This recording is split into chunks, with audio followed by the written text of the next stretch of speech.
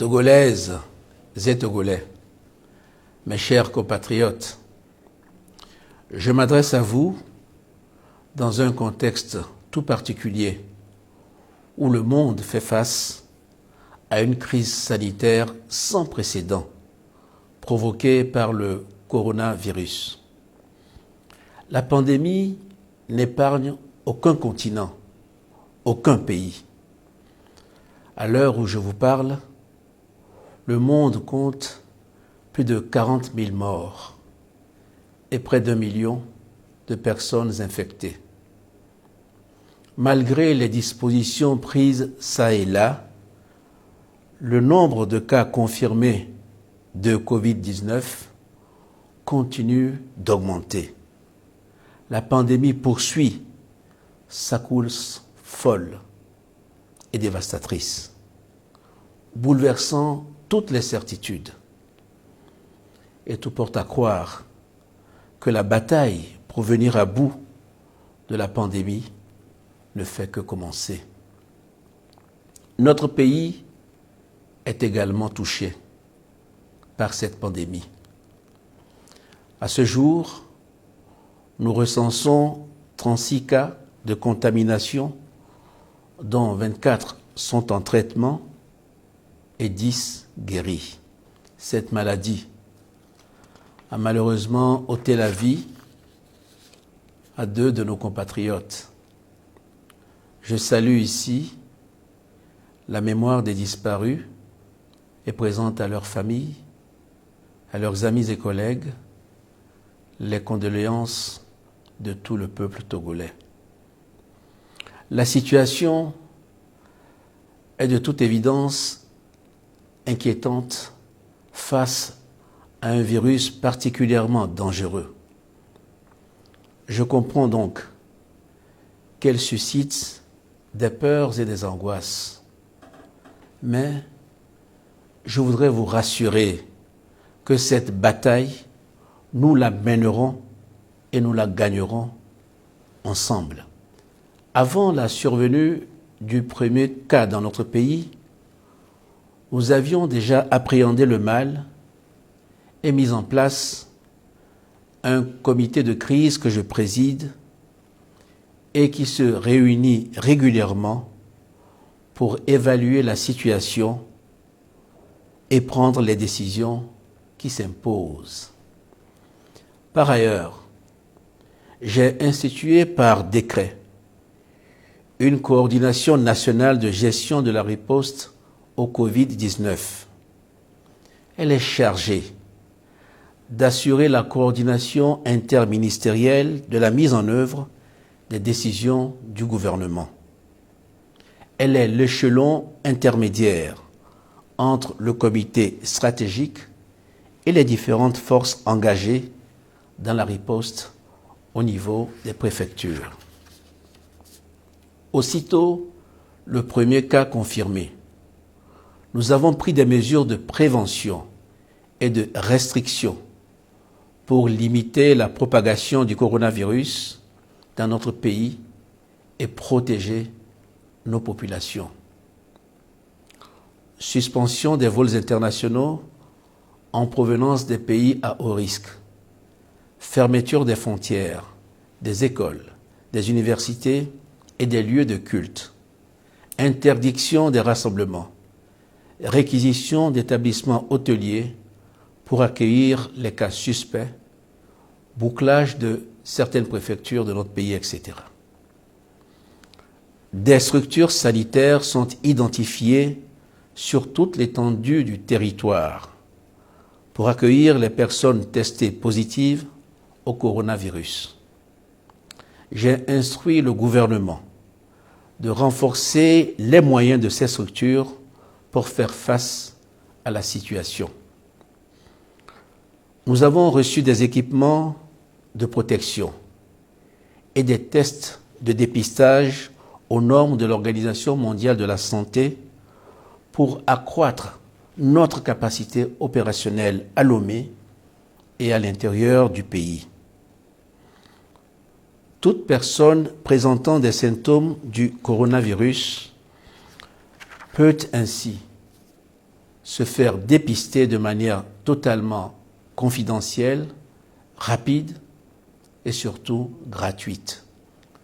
Togolaises, Togolais, vous avez certainement mesuré l'ampleur du malheur qui frappe nos pays. Au Togo, il est de notre devoir de prendre toutes les dispositions pour ralentir, maîtriser et mettre un terme à l'expansion de ce fléau. Je ne lésinerai sur aucun moyen. C'est le sens à donner à toutes les actions que nous avons entreprises depuis lors.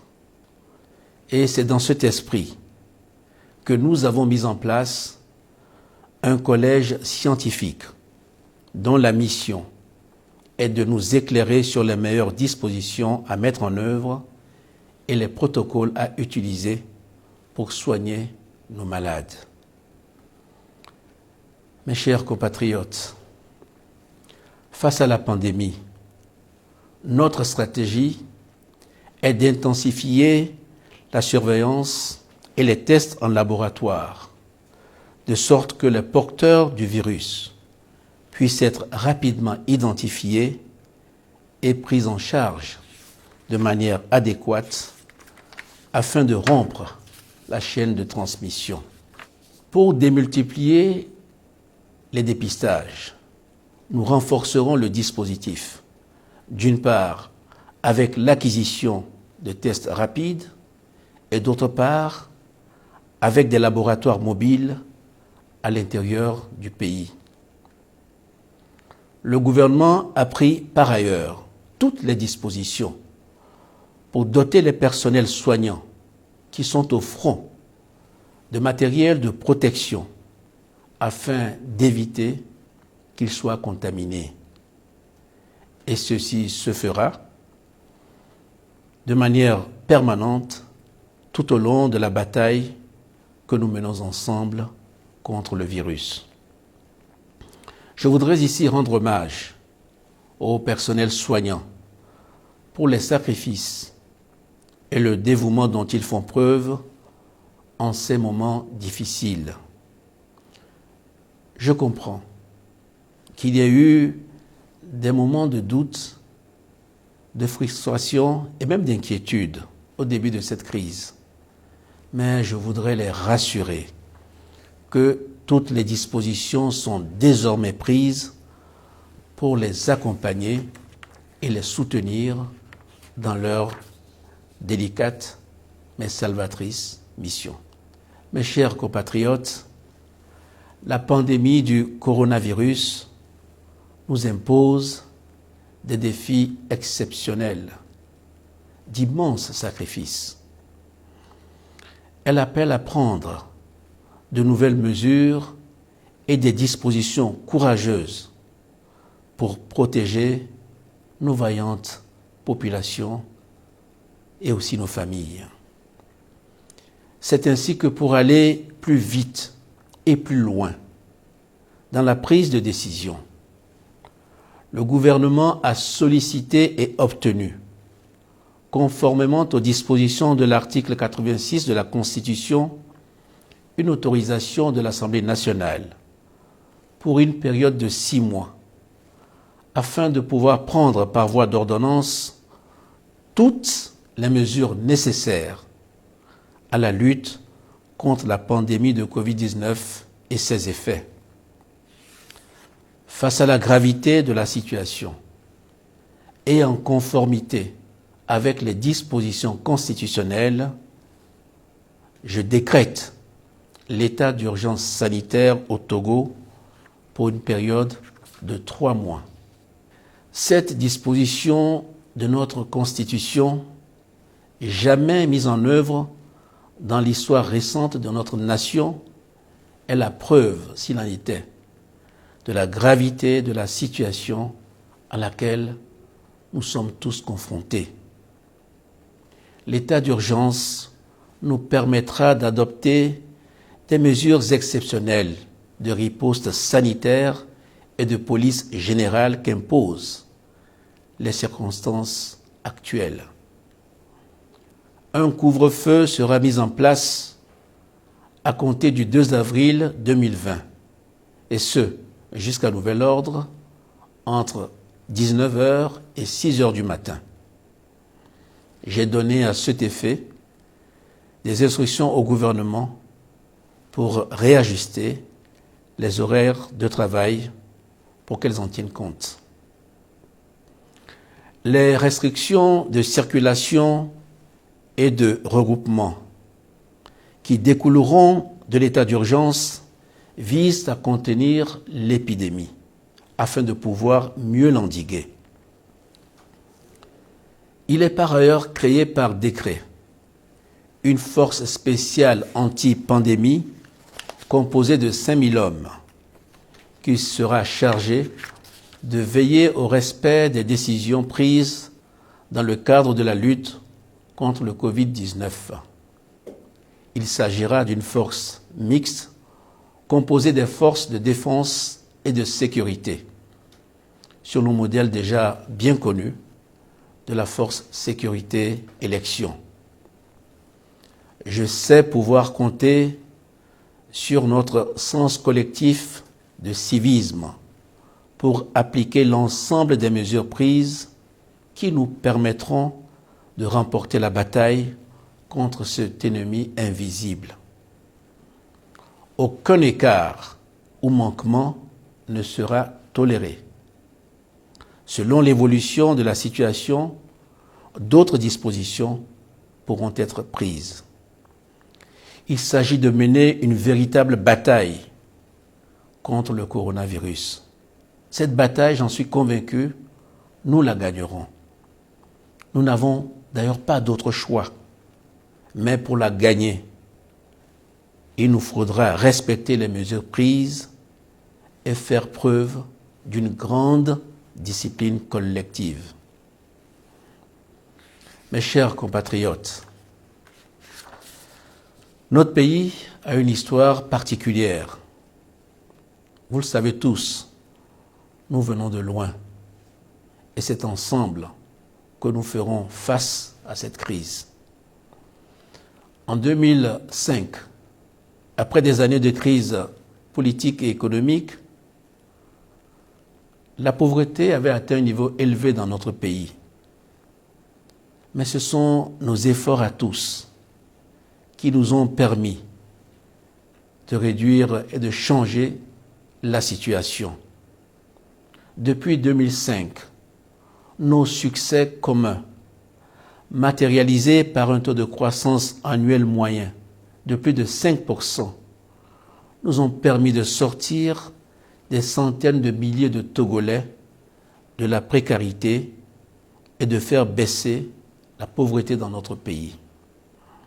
C'est à la fois l'engagement et la détermination de tous, de la revendeuse de nourriture, du conducteur de taxi-moto, de la serveuse dans un restaurant, que de celui de l'enseignant, du fonctionnaire, du cadre d'entreprise, de l'agriculteur ou encore de l'entrepreneur qui nous ont permis de remonter la pente et d'entrevoir aujourd'hui la promesse d'un Togo meilleur. La pandémie du Covid-19 à laquelle nous devons faire face aujourd'hui est certes un défi sanitaire, mais au-delà, elle menace de remettre en cause nos acquis économiques et sociaux et malheureusement de refaire basculer bon nombre de nos concitoyens dans la pauvreté. Pour contenir la propagation de la pandémie et la vaincre, nous avons pris et nous prendrons encore des mesures exceptionnelles, parfois drastiques, qui auront malheureusement des incidences sur la vie de chacun d'entre nous, surtout de ceux qui, parmi nous, sont les plus vulnérables, les plus défavorisés. Nous sommes face à un risque de retour en arrière de résurgence de l'extrême pauvreté, mais j'ai foi que plus que jamais, ensemble, nous prendrons le dessus.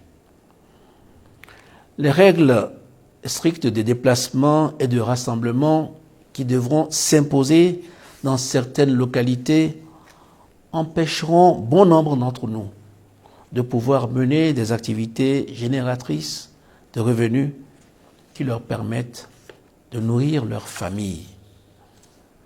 Je tiens à leur dire que la collectivité nationale, la solidarité nationale seront là pour les soutenir et les aider à faire face, afin qu'ensemble, nous puissions gagner le combat contre le Covid-19. C'est la raison pour laquelle nous allons lancer dans les tout prochains jours un programme de transfert monétaire pour aider nos concitoyens qui seront les plus affectés par la crise et les mesures annoncées. Nous allons également rendre gratuit pour 3 mois l'eau et l'électricité pour les tranches sociales. Nous voulons affirmer que face à cette épreuve, la solidarité nationale sera au rendez-vous pour aider les plus démunis d'entre nous. Aucun Togolais ne sera laissé pour compte dans cette bataille que nous engageons ensemble. C'est pour cela que j'ai demandé au gouvernement d'étudier toutes les possibilités pouvant nous permettre de préserver au mieux l'activité économique des conséquences de la crise. Nous prendrons en relation avec les institutions de l'Union économique et monétaire ouest-africaine des mesures pour soutenir les entreprises, en particulier les petites et moyennes entreprises affectées par les conséquences de la pandémie. Nous attacherons une importance particulière à la situation de nos jeunes entrepreneurs qui viennent de lancer leurs activités, et ce de façon courageuse. Mes chers compatriotes, cette crise ne doit pas nous faire perdre de vue les objectifs fixés par le plan national de développement. C'est pour cela que nous mettons en place des mesures spécifiques d'accompagnement pour soutenir la production agricole et assurer l'autosuffisance alimentaire dans notre pays.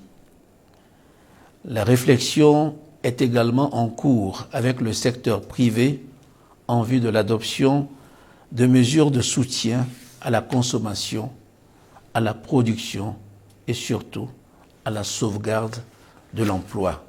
J'ai dès à présent demandé au gouvernement d'étudier la situation fiscale des entreprises au cas par cas, notamment celles qui sont les plus exposées aux conséquences de la crise. Pour financer toutes ces mesures socio-économiques, j'annonce la création d'un fonds de solidarité nationale et de relance économique de 400 milliards de francs CFA. Ce fonds sera alimenté par l'apport du gouvernement, les mobilisations auprès des partenaires internationaux, secteur privé national et international, et de toutes les bonnes volontés. Togolaises, Togolais, ces derniers jours, j'ai pu, une nouvelle fois, apprécier la compétence et la détermination des Togolaises et des Togolais autour d'une cause nationale. Permettez-moi de saluer ces femmes et ces hommes, médecins, scientifiques, journalistes, acteurs politiques et de la société civile, députés, élus locaux, autorités traditionnelles, artistes, forces de défense et de sécurité, leaders religieux, qui œuvrent inlassablement pour que notre pays sorte victorieux de cette épreuve difficile. Je convie l'ensemble de la population au respect rigoureux des dispositions prises dans l'intérêt de tous. Chaque citoyen doit veiller au respect des mesures annoncées par le gouvernement dans sa famille, mais aussi dans son milieu professionnel. J'en appelle donc à la responsabilité des personnes présentant des symptômes de cette maladie pour qu'elles prennent d'elles-mêmes des mesures de quarantaine et contactent les autorités sanitaires pour une prise en charge adaptée. J'invite les forces de l'ordre à veiller dans le cadre de la loi à la sécurisation des personnes et des biens partout sur le territoire national. Je remercie les partenaires du Togo pour leur soutien et leur accompagnement dans cette épreuve commune. Je témoigne de mon admiration à toutes les bonnes volontés qui se mobilisent spontanément aux côtés du gouvernement pour venir en aide aux personnes les plus affectées par les conséquences de la pandémie. Nous resterons à l'écoute des propositions constructives visant à permettre au Togo de remporter ce combat. Plus que jamais, nous devons adopter les gestes barrières et les comportements d'hygiène et de prévention. Se laver régulièrement les mains à l'eau et au savon ou avec du gel hydroalcoolique, éviter au maximum les contacts physiques, tousser dans le coude, composer le 111 en cas de besoin d'assistance ou d'informations crédibles, limiter au strict nécessaire nos déplacements et garder les bonnes distances pour rompre la chaîne de transmission du virus. Nous gagnerons cette bataille, mes chers compatriotes, comme d'autres pays, en étant disciplinés et responsables.